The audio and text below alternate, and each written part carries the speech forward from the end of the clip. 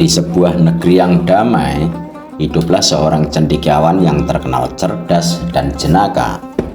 Namanya Abu Nawas. Ia bukan hanya pandai berbicara, tapi juga dikenal lembut dalam berdialog. Abu Nawas percaya kebenaran tidak perlu disampaikan dengan marah, cukup dengan akal sehat dan hati yang tenang. Suatu hari, tersebar kabar bahwa akan datang seorang pendeta dari negeri jauh.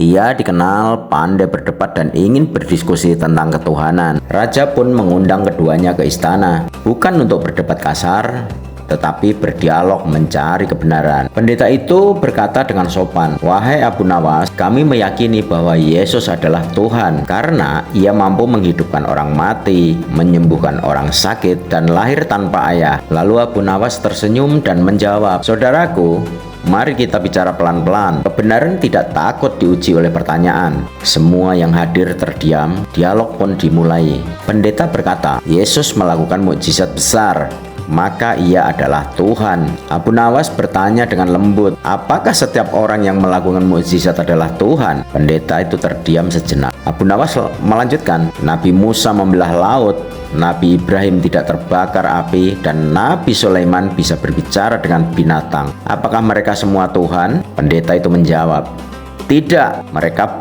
bukan Tuhan, tapi mereka nabi." Abu Nawas tersenyum, "Maka mukjizat bukan bukti ketuhanan, tapi tanda kenabian. Dan semua terjadi atas izin Tuhan, bukan karena mereka Tuhan." Pendeta berkata, "Yesus menghidupkan orang mati." Lalu Abu Nawas menjawab, "Benar, tapi dengan izin Tuhan." Lalu ia bertanya, "Jika Tuhan harus meminta izin, apakah Ia masih Tuhan?" Pendeta itu terdiam. Abu Nawas melanjutkan, "Tuhan tidak tergantung pada siapapun, sedangkan Nabi selalu bergantung pada izin Tuhan." Pendeta berkata, "Yesus lahir tanpa ayah. Ini bukti Ia Tuhan." Abu Nawas tersenyum lembut, "Kalau begitu, Adam lebih layak disebut Tuhan." Semua terkejut. Abu Nawas menjelaskan, "Adam tidak punya ayah dan ibu, Yesus punya ibu. Jika tanpa ayah berarti Tuhan, maka Adam lebih dulu." Pendeta itu terdiam lebih lama. Abu Nawas bertanya, "Wahai saudaraku, kepada siapa Yesus berdoa?" Pendeta menjawab, "Kepada Tuhan yang di langit." Abu Nawas berkata pelan, "Jika Yesus Tuhan, mengapa Ia berdoa? Tuhan tidak berdoa,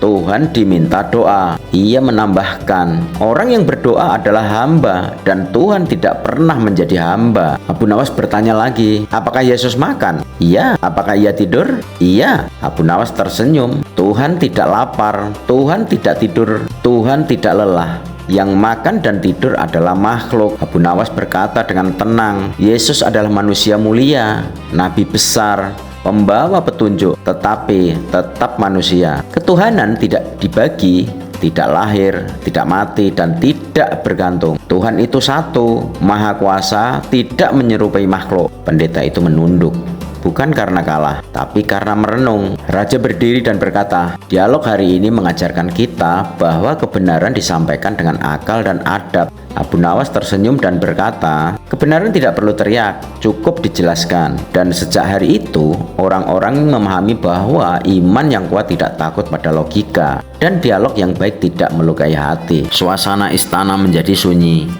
Bukan sunyi karena marah, tetapi sunyi karena setiap orang sedang berpikir.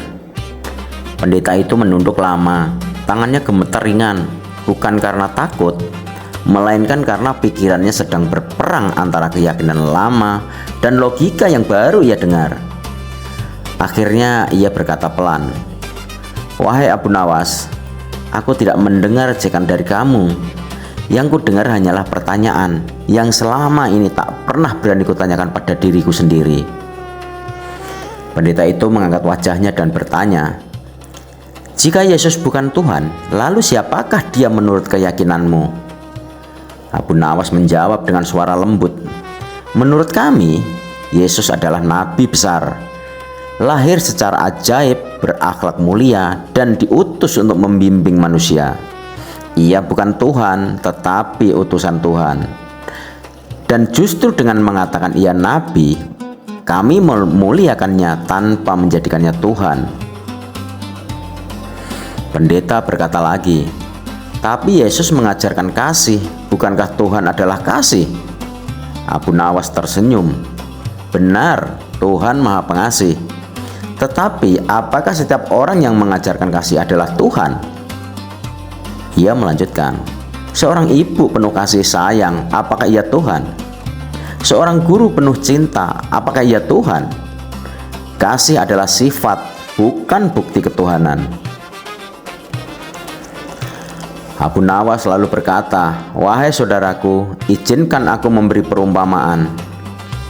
Jika seorang raja mengutus duta, lalu duta itu membawa pesan raja dengan sangat baik, apakah duta itu menjadi raja?"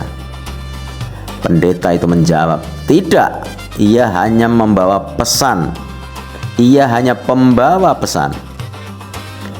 Abu Nawas mengangguk.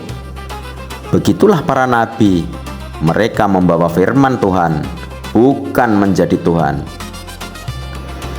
Abu Nawas bertanya perlahan, "Apakah Tuhan bisa mati?" Pendeta terdiam lalu menjawab, "Tuhan tidak akan mati." Abu Nawas berkata, "Jika Tuhan tidak mati, maka ketuhanan tidak bisa disalibkan. Yang mati adalah manusia, sedangkan Tuhan tetap hidup dan berkuasa." Pendeta itu akhirnya meneteskan air mata. Ia berkata, "Aku tidak menangis karena kalah, tetapi karena untuk pertama kalinya aku melihat Tuhan sebagai yang Maha Esa, bukan terbagi, bukan menyerupai manusia."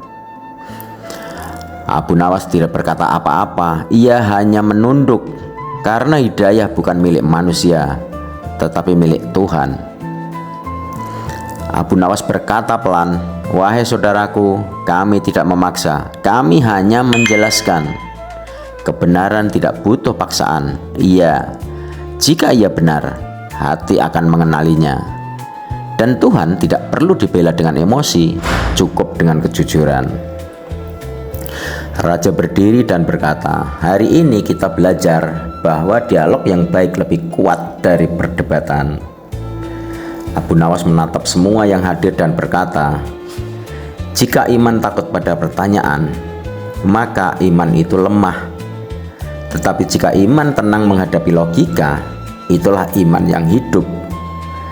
Dan sejak hari itu, cerita Abu Nawas tidak dikenang karena kecerdasannya saja, tetapi karena adabnya dalam menyampaikan kebenaran.